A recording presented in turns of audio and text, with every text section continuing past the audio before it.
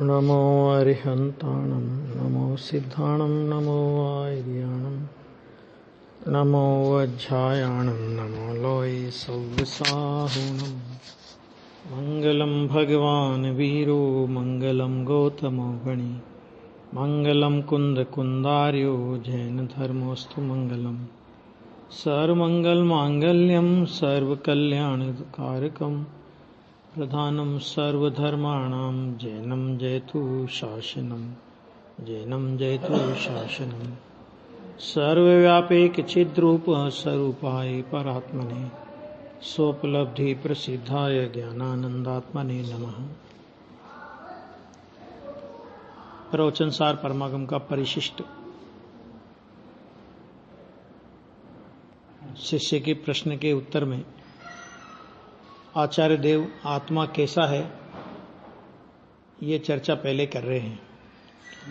उसमें आत्मा अनंत धर्मों का अधिष्ठाता ऐसा कहा।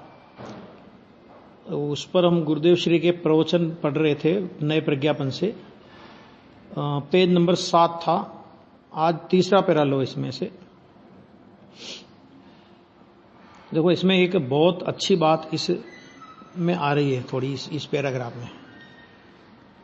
आत्मा स्वयं वास्तव में अनंत धर्मों का स्वामी है। अनंत गुणों, धर्मों या पर्यायों या अपेक्षित धर्मों, सभी चीजें आ गई।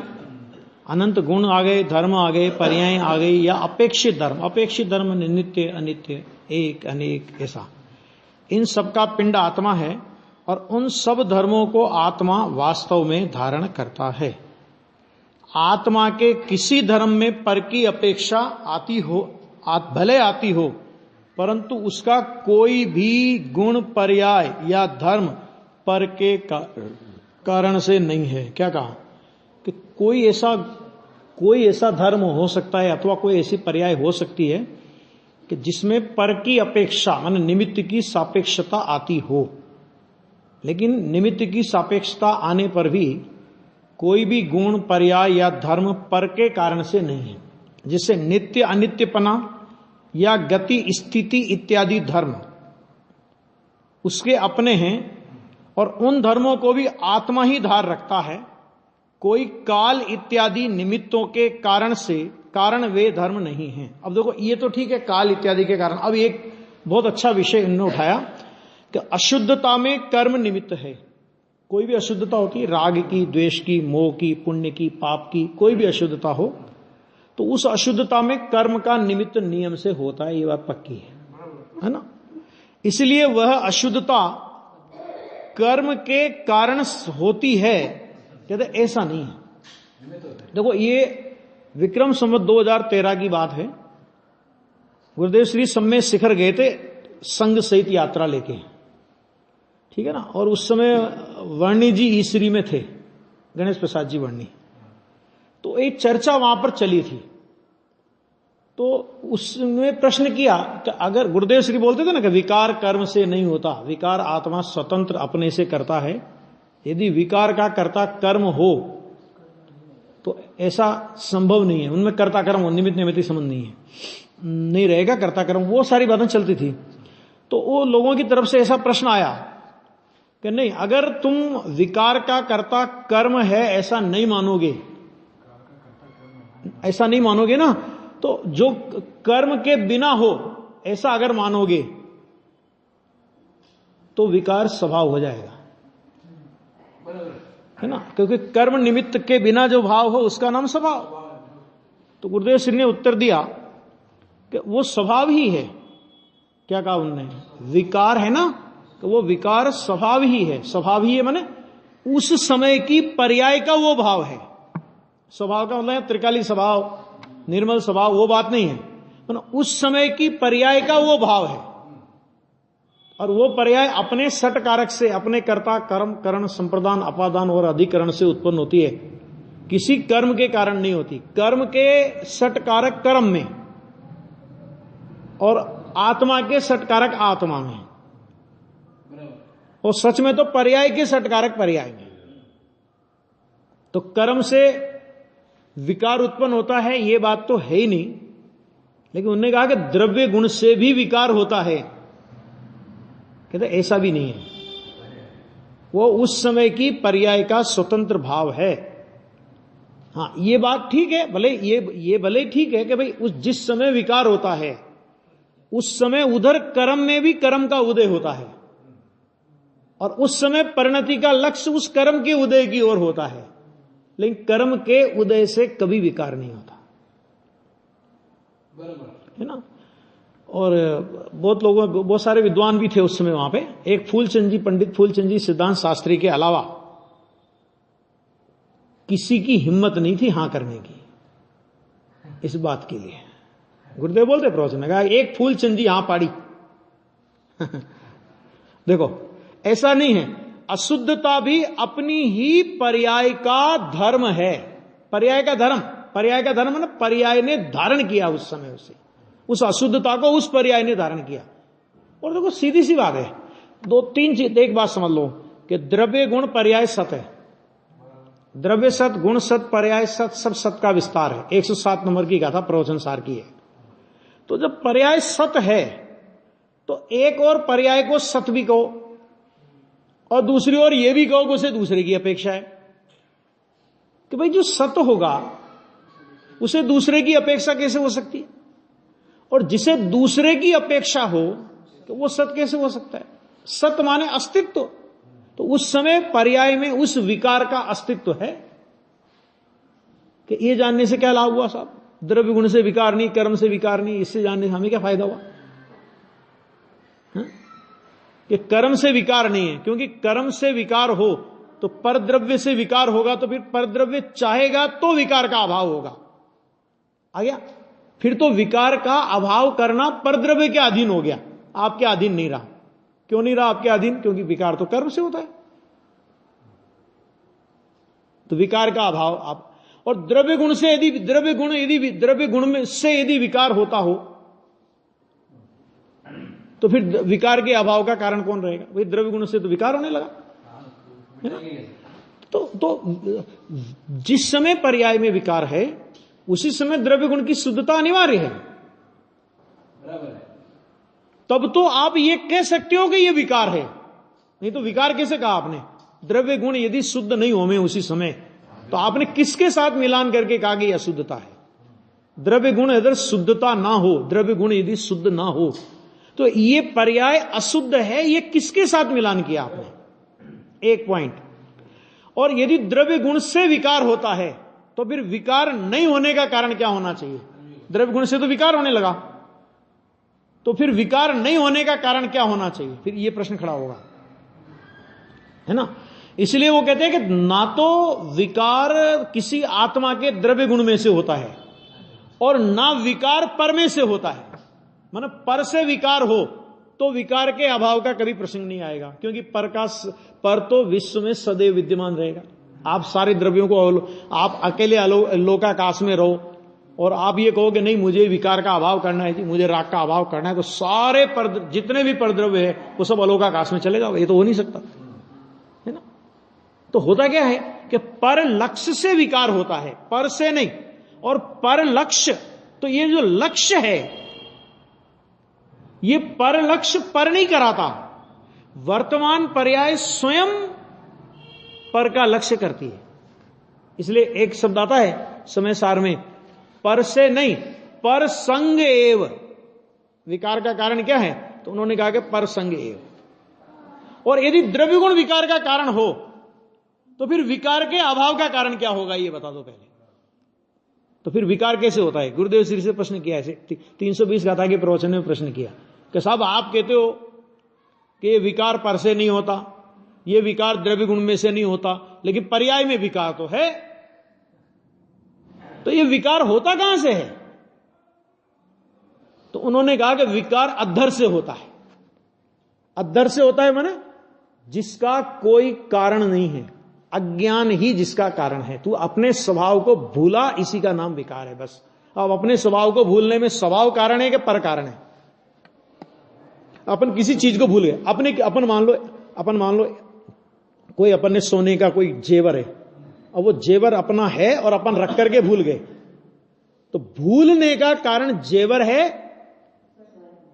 कि स्वयं भूला है। तो तो आत्मा स्वभाव से शुद्ध है, तो स्वयं शुद्ध आत्मा विकार का कारण कैसे हो सकता है? और उसको भूला, तो उसको भूलना ये उस पर्याय का धर्म हुआ कि आत्मा का धर्म हुआ? तो आत्मा को भूला, तो आत्मा को भूला कौन? क्या पर्याय? तो पर्याय का धर्म हुआ ना आत्मा को भूलना, तो आत्मा ने कहां विकार कराया? आया समझ में? इसलिए ना तो विकार पर से होता है और ना तो आत्मा से होता है, तो होता क्या है? तो उस समय की पर्याय की स्वतंत्र योग्यता कि वो पर संग करती हुई पैदा होती है, इसलिए विकारी ही पैदा होती है। आ गया ना? उसमें आत्मा कारण है और ना पर कारण है, ऐसी गजब बात है वो। के यहां पे बहुत अच्छा शब्द लिया ना, अशुद्धता भी अपनी ही पर्याय का धर्म है, आत्मा का एक भी धर्म पर के आधार से नहीं है। ये नक्की कर लेना पहले तो, क्योंकि अगर एक भी धर्म को पर के आधार से आपने मान लिया, एक भी धर्म को, तो पूरे धर्मों को पर के आधार से मानने में नहीं रोक सकते। क्योंकि जब एक धर्म पर के आधार से हो सकता है, तो दूसरा क्यों नहीं, तीसरा क्यों नहीं, चौथा क्यों नहीं? और फिर ये धर्म पर के आधार से है, तो जिसके आधार से ये धर्म है, ध्यान से सुनना, कि जिसके आधार से ये अपने धर्म जिस पर के आधार से है, तो उस पर के धर्म किसके आधार से है? फिर ये नक्की करो। आ गया? फिर उस पर के धर्म किसके आधार से है? इस तरह इत्रे इत्राश्रय दोष आएगा। ये बहुत प्रकार के दोषों की चर्चा न्याय शास्त्रों में होती है, तो उसमें एक इत्रे इत्राश्रय दोष होता है। इत्रे इत्राश्रय, ये उसके आश्रित, ये उसके आश्रित, ये उसके आश्रित, ये उसके आश्रित, इसका कहीं अंत नहीं आएगा। आ गया? और अगर ये नक्की कर ले कि सब अपने अपने आश्रित है, कोई किसी के आश्रित है ही नहीं, तो कोई झंझट ही नहीं है। तो ये कहा पर के आधार से नहीं, शुद्धता या अशुद्धता दोनों। देखो शुद्धता भी पर के आधार से तो है ही नहीं। अभी ध्यान से सुनना, जरा बिंदु गंभीर है कि जैसे अशुद्धता पर के आधार से नहीं है या पर से नहीं है, इसी तरह शुद्धता स्व से नहीं है। क्यों नहीं है स्व से? क्योंकि स्व तो निगोद में भी विद्यमान था ना। आत्मा शुद्ध त्रिकाली कारण परमात्मा निगोद अवस्था में था कि नहीं था?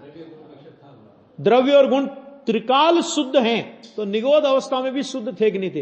अभी द्रव्य गुण शुद्ध है कि नहीं है? अशुद्ध, फिर शुद्धता क्यों नहीं है पर्याय में? आ गया ना? तो ना तो अशुद्धता पर से होती है और ना शुद्धता स्व से होती है। तो होता क्या है कि पर लक्ष्य से अशुद्धता होती है और स्व लक्ष्य से शुद्धता होती है। अच्छा, अब ये लक्ष्य स्व और पर लक्ष्य, ये स्व और पर लक्ष्य ये किसका धर्म है? कि ये पर्याय का धर्म है। ये कोई अनिवार्य नहीं कि द्रव्य त्रिकाल शुद्ध है तो पर्याय उसका आश्रय करे ही करे, कोई आवश्यक नहीं है। क्योंकि यदि ऐसा आवश्यक होता तो फिर कोई पर्याय अशुद्ध हो ही नहीं सकती थी। द्रव्य तो सदा काल शुद्ध है, लेकिन पर्याय इतनी स्वतंत्र कि ऐसा शुद्ध परिशुद्ध चैतन्य सत्ता विद्यमान होने पर भी और उस चैतन्य सत्ता का वो पर्याय अंश होने पर भी वो अपने अंशी को अपने रूप स्वीकार करे या पर को अपने अंशी के रूप में स्वीकार करे, ये पर्याय का स्वतंत्र परिणाम है। पर द्रव्य उसे अपने अधीन नहीं कर सकता और स्वद्रव्य उसे अपने अधीन नहीं कर सकता। पर्याय स्वतंत्र रूप से पराधीन होती है और पर्याय स्वतंत्र रूप से स्वाधीन होती है। मैंने स्वाधीन होती है ना, स्व के अधीन होती है, वो भी स्वतंत्र है, और पराधीनता होती है, वो भी स्वतंत्र है। पर्याय की स्वतंत्रता है। ये एक नया आएगा इसमें। नए में उदाहरण बहुत अच्छा दिया। एक बालक है और एक जन्मता हुआ बालक, कि उसकी माता का दूध पीवे, कितना स्वतंत्र है वो। और किसी बालक की मां मर जाए और उसे किसी धाय, पुराने जमाने में होता था ना, दूध पिलाने वाली होती थी, तो उनके यहां ले जा करके दूध पिलाने जाना पड़ता था। तो ऐसी पराधीनता का भी स्वाधीन स्वभाव है। मैंने ऐसी पराधीनता को भी स्वाधीन रूप से आत्मा भोगता है। ये नए आएंगे इसमें अभी। आया टोटरमल जी ने मोक्ष महाप्रकाशक में एक दूसरे अधिकार में एक प्रकरण लिखा है, और उस प्रकरण का नाम है मति ज्ञान की पराधीन प्रवृत्ति। क्या प्रकरण का नाम है? मति ज्ञान। मति ज्ञान की तुच्छता बतानी है ना, तो तुच्छता बतानी है तो उसकी इंद्रिय सापेक्षता, पदार्थ सापेक्षता, बहुत तरह से उसकी पराधीनता का वर्णन किया गया। देखो मति ज्ञान कितना पराधीन है, क्या तुम मति ज्ञान के पीछे पड़े रहते हो, ये छोटा सा ज्ञान का अंश है, ये तो बहुत पराधीन है, ये वो बहुत सारी बातें आई। गुरुदेव श्री ने उसमें प्रवचन में बहुत अच्छा एक न्याय निकाला। क्या निकाला? कि देखो मति ज्ञान स्वाधीन रूप से पराधीन होता है। समझ में है किससे होता है वो? है? तो अंग्रेजों के गुलाम हम स्वाधीन रूप से हुए थे कि उन्होंने हमें बनाया था? हमने हंस हंस के अंग्रेजों को अपनी सत्ता सौंपी थी कि आओ भैया हमारे पर राज करो, ऐसा है ये। तो शुद्धता या अशुद्धता उस रूप होने वाला स्वयं ही है, कर्म के कारण अशुद्धता हो ऐसा नहीं है। कर्म विचारे कौन, भूल मेरी अधिकाई, अग्नि सहे घन घात, लोह की संगति पाई। कर्म कौन है? कर्म हैरान करते हैं, कर्म परेशान करते हैं। ये सब व्यवहार की बातें, निमित्त का ज्ञान कराने के लिए ऐसे कथन किए जाते हैं, लेकिन कर्म का कोई दोष नहीं है। अशुद्धता होने की योग्यता रूप धर्म, अब देखो ध्यान देना, अशुद्धता होने की योग्यता रूप धर्म भी अपना है। उस समय अशुद्धता हुई तो उस समय वो अशुद्धता के होने रूप धर्म भी अपना है, पर के कारण से नहीं। काल के कारण आत्मा परिणमता है ऐसा नहीं है। नियम सार में एक कलश आया कि यदि काल द्रव्य नहीं हो तो जीव के परिणाम नहीं हो सकते। अब निमित्तवादियों ने तो इसमें से बहुत अच्छा मसाला मिल गया उनको, कि देखो लिखा नहीं लिखा, और कुंदकुंदाचार्य ने लिखा, पद्म परमलधारी देव ने लिखा कि काल नहीं होवे तो परिणाम नहीं हो सकते। बिल्कुल सही लिखा। मैंने कहा भाई साहब आपको ये पता है कि ये कथन काल द्रव्य की सिद्धि करने के लिए किया गया है। श्वेतांबर काल नहीं मानते ना, श्वेतांबर काल नहीं मानते ना, तो काल द्रव्य जीव और पुद्गल के परिणमन में निमित्त होता है। ध्यान से सुनना, अर्थ समझते नहीं और अर्थ के अनर्थ करते हैं लोग। काल द्रव्य जीवादि द्रव्यों के प्रति समय के परिणमन में निमित्त होता है। काल द्रव्य माने, काल द्रव्य निमित्त होता है माने क्या? कि काल द्रव्य में अनंत गुण हैं। ध्यान से सुनना, अनंत गुण हैं, और अनंत गुणों में से एक परिणमन हेतुत्व नाम का गुण है। कौन सा गुण है? परिणमन हेतुत्व। और परिणमन हेतुत्व नाम के गुण का एक समय की पर्याय है, एक एक समय की पर्याय प्रति समय हो रही है। सच में तो वो निमित्त है। ख्याल में आ गया? पूरा काल द्रव्य, अब उस एक पर्याय निमित्त, और बोला जाता है पूरा काल द्रव्य निमित्त, व्यवहार की भाषा।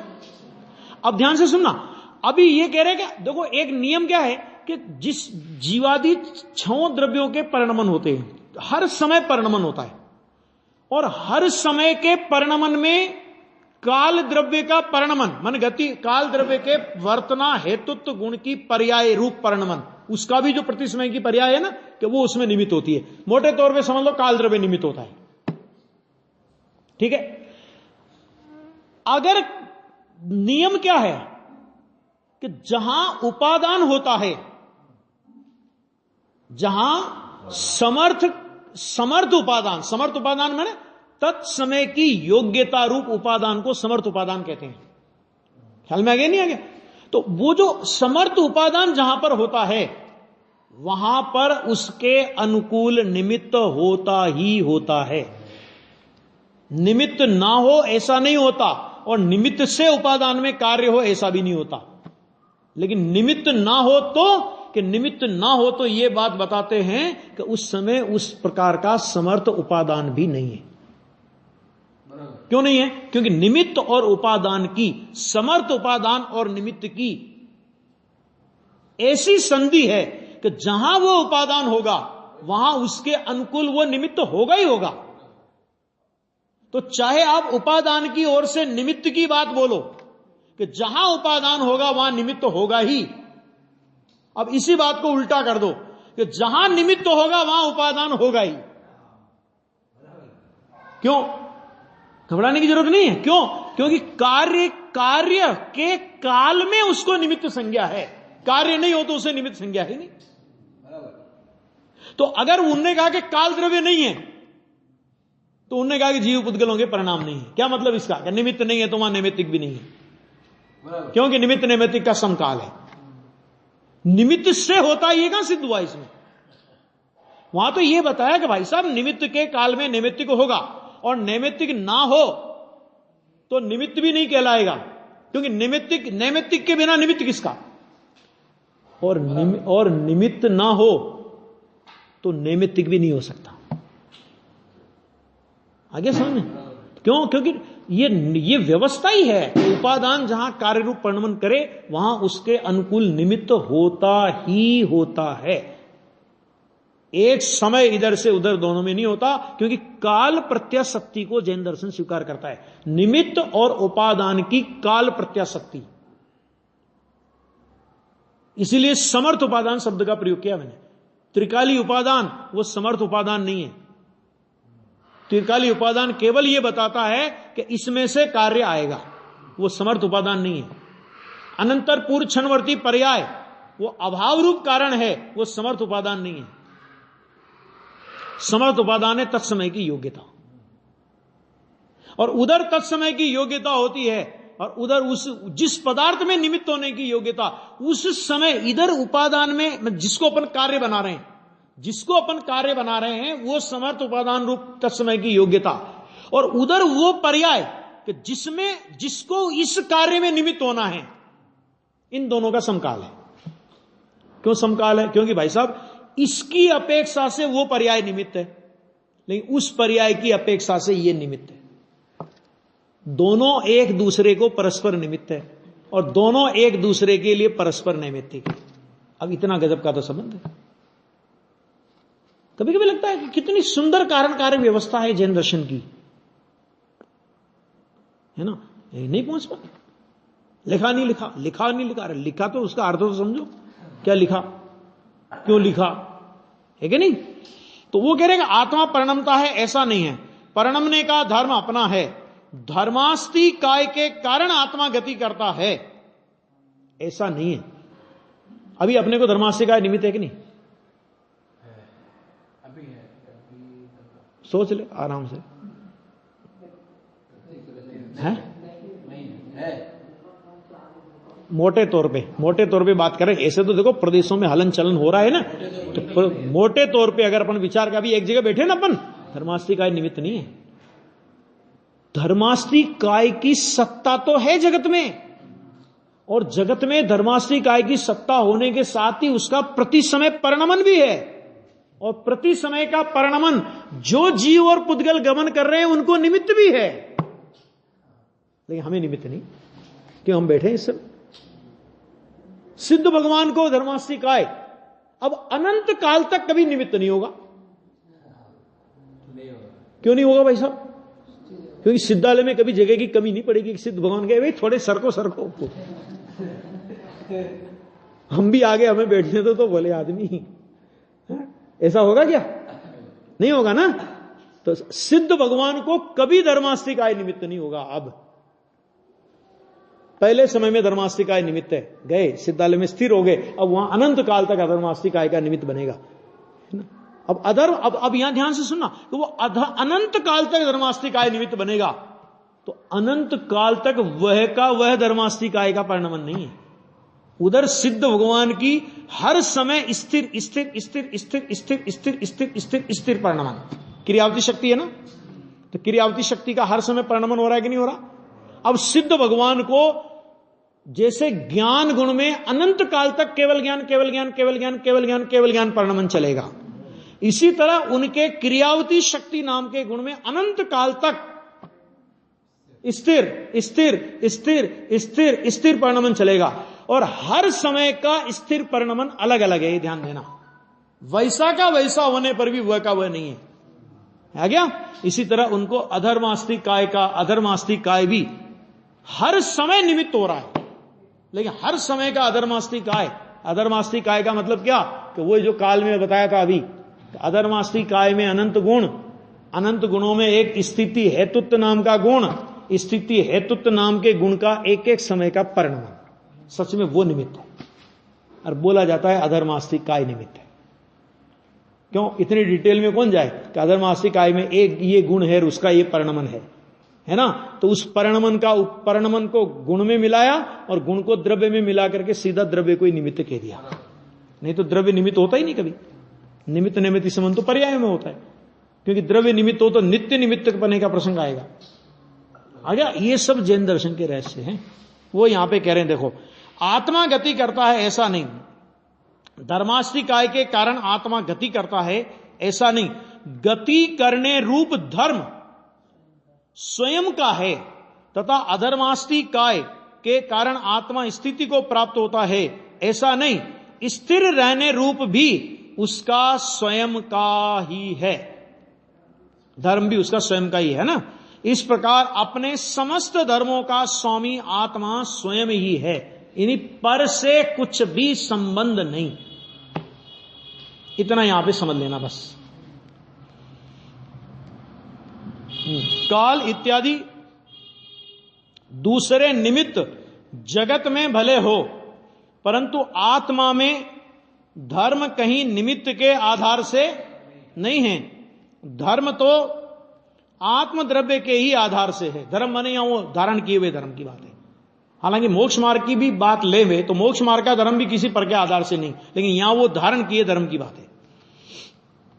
सिद्ध भगवान को समय समय में परिणमन होता है। किस समय परिणमन नहीं होता? हर समय नया नया नया नया नया नया नया नया नया नया केवल ज्ञान नया, सिद्ध पर्याय हर समय नई नई सिद्ध पर्याय होती है।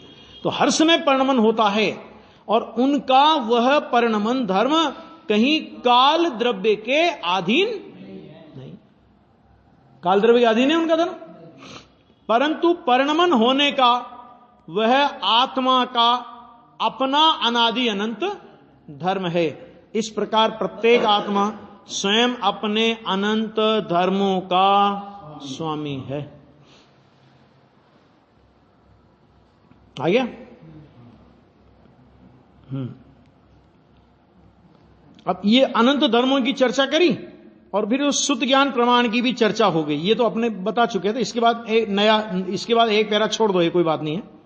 उसके बाद अगला पैरा लो कि इस प्रवचन सार के 3 अधिकारों में वस्तु स्वरूप का वर्णन करने के पश्चात कौन कौन से 3 अधिकार आए थे? ज्ञान तत्व प्रज्ञापन, ज्ञेय तत्व प्रज्ञापन, चरणान योग सूचक चूलिका। ये अमृतचंद्र आचार्य ने नाम दिए। जयसेन आचार्य ने इनको नाम दिए। ज्ञान तत्व प्रज्ञापन को उन्होंने नाम दिया सम्यक ज्ञान अधिकार, ज्ञेय तत्व प्रज्ञापन को उन्होंने नाम दिया सम्यक दर्शन अधिकार, और चरणान योग सूचक चूलिका को उन्होंने नाम दिया सम्यक चारित्र अधिकार। आ गया ना? तो इस तरह मोक्ष मार्ग का निरूपण पूरा का पूरा उसमें किया है। तो 3 अधिकारों में वर्णन करने के पश्चात अब तो यह अंतिम परिशिष्ट है और इसमें आचार्य देव ने बहुत बात स्पष्ट की है। शास्त्र में भले ही निमित्त से ऐसा कथन किया हो कि कर्म के कारण से विकार होता है, धर्मास्ति काय के कारण से जीव पुद्गल गति करते हैं, काल के कारण से वस्तु परिणमती है, ऐसे निमित्त से चाहे जितने कथन किए हों, ये 3 कथनों की बात करके उन्होंने सारे निमित्त के सापेक्ष कथनों को समेट लिया कि चाहे जितने कथन निमित्त की ओर से किए हों, परंतु ऐसा समझना, क्या कहा कि जब जब भी निमित्त की ओर से शास्त्र में कथन आवे तो ऐसा समझना कि उस प्रकार का धर्म वस्तु का स्वयं का ही है। आ गया? निमित्त के कारण से उसका धर्म नहीं है, नहीं तो वस्तु कठपुतली हो जाएगी निमित्त की।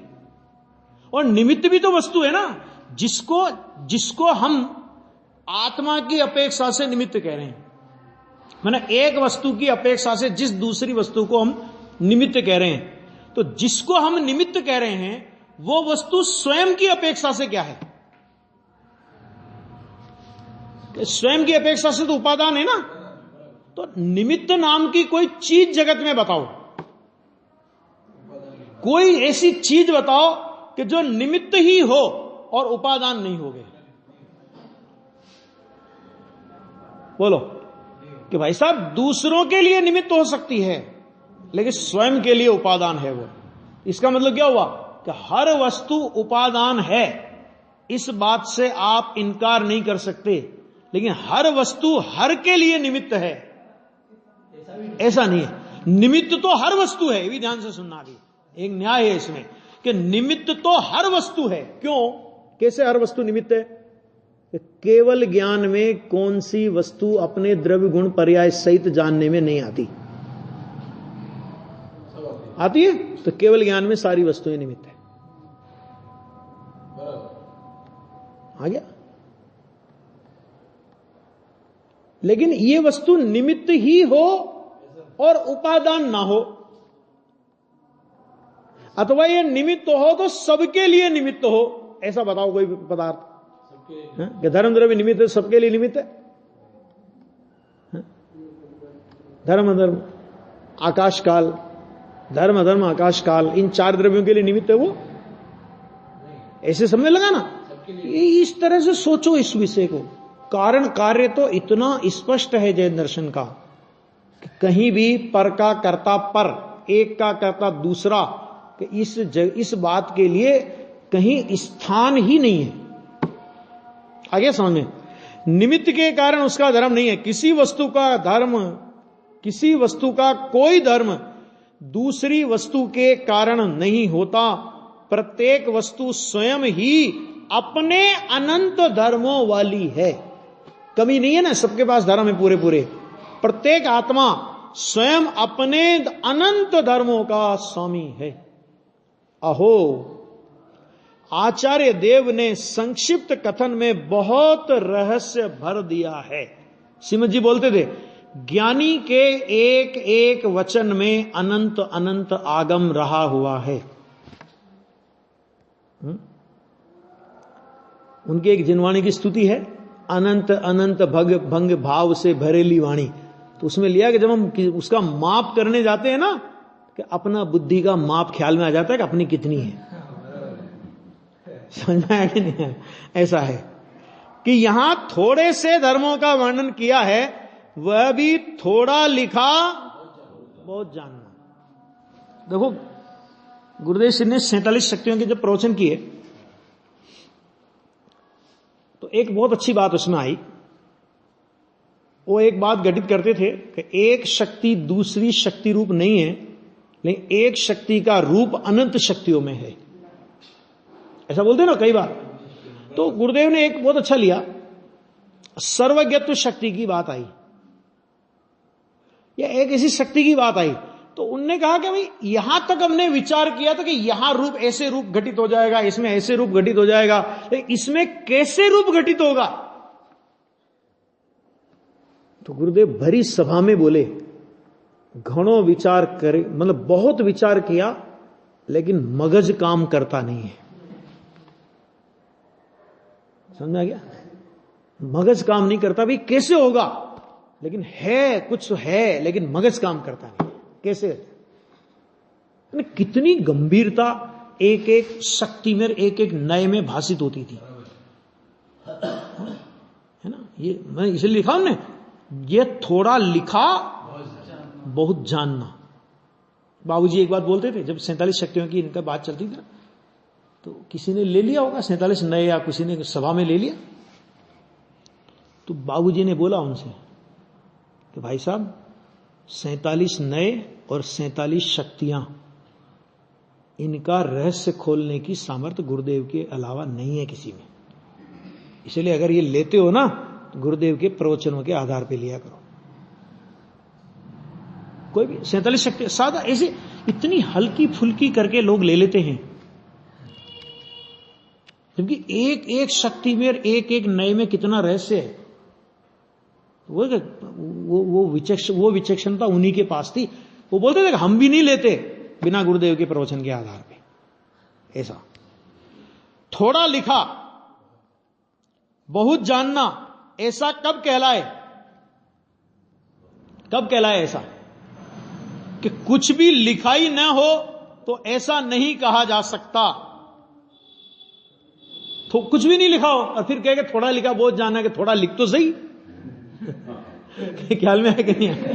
कि थोड़ा लिखा बहुत जानना, कि थोड़ा लिख तो सही, इसमें कुछ न कुछ भले आदमी कुछ तो लिख।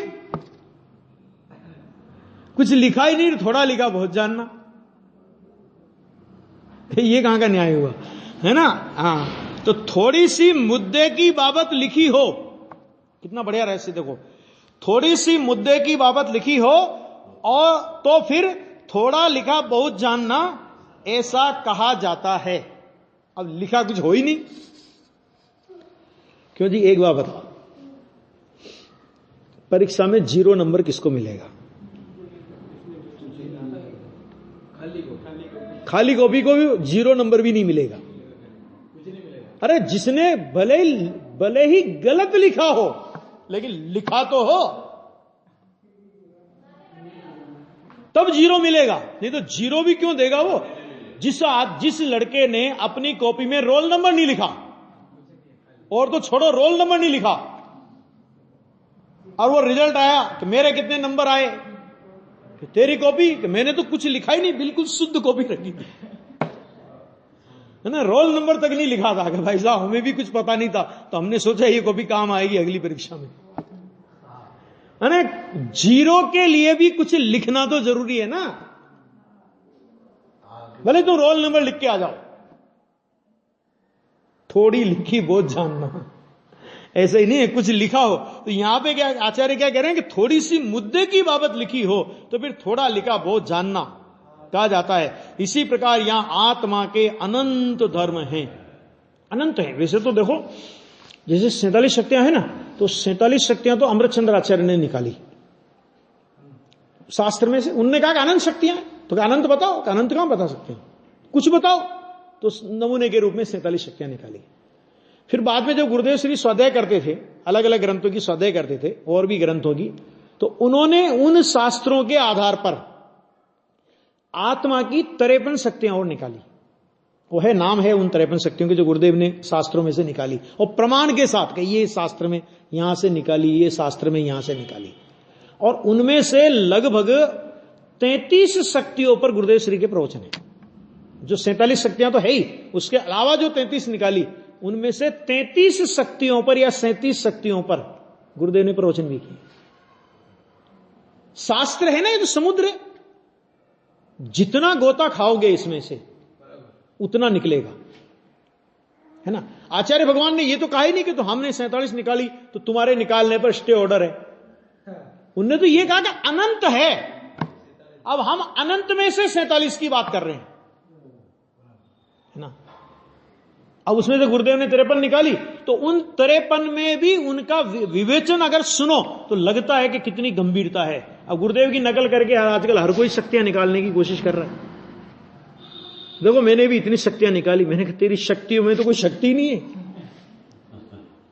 शक्ति में दम तो होना चाहिए ना, ऐसा।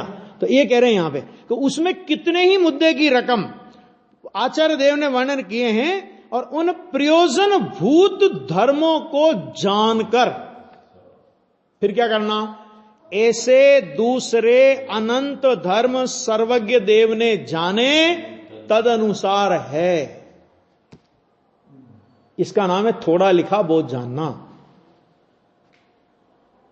कि जैसे ये तो हमने इतने जाने ना कि ऐसे ऐसे अनंत धर्म सर्वज्ञ देव की वाणी में आए हैं, और वो तदनुसार हमें मान्य है, स्वीकार है। आ गया?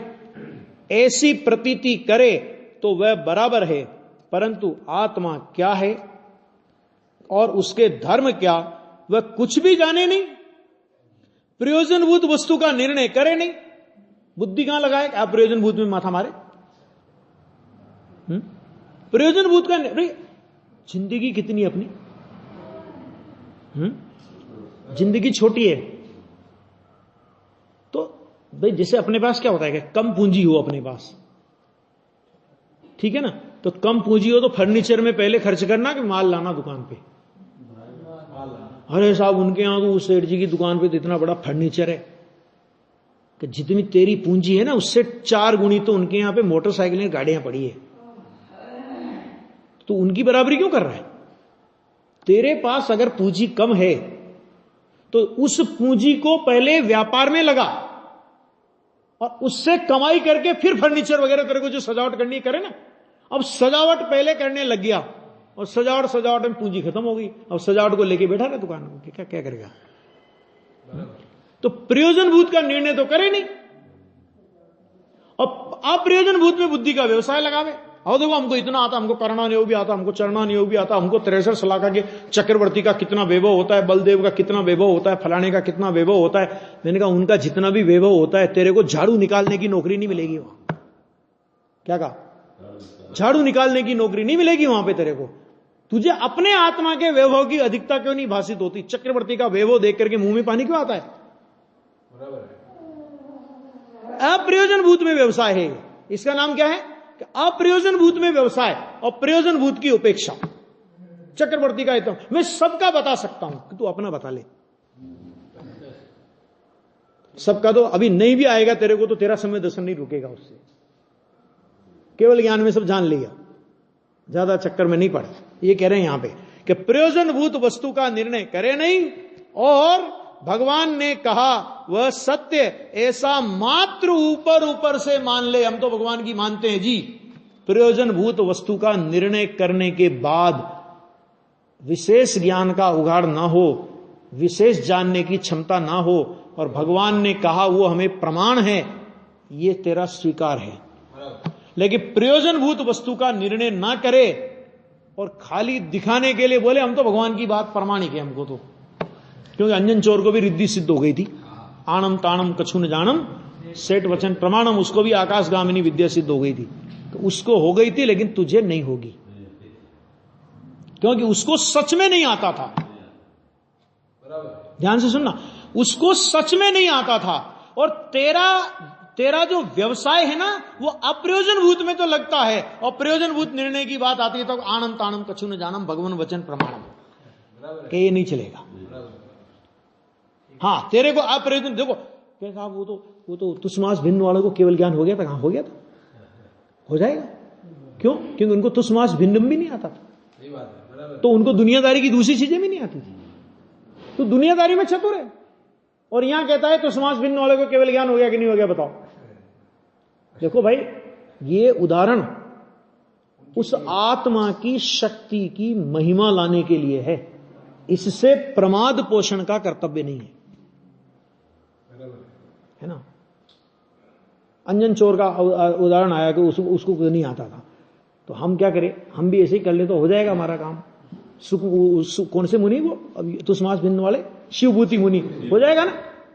कि भैया आपको ये महिमा आनी चाहिए, हमको ये महिमा आनी चाहिए कि देखो जीवन में उसने पहली बार तत्व की बात सुनी, धर्म की, तत्व की कहां सुनी अभी, खाली अभी तो आकाशगामिनी विद्या की बात सुनी। जीवन भर का पापी और ऐसी बात सुनते मात्र ही उसे इतना श्रद्धान हो गया कि उसने एक साथ सब विधि विधान धरे रह गए ना।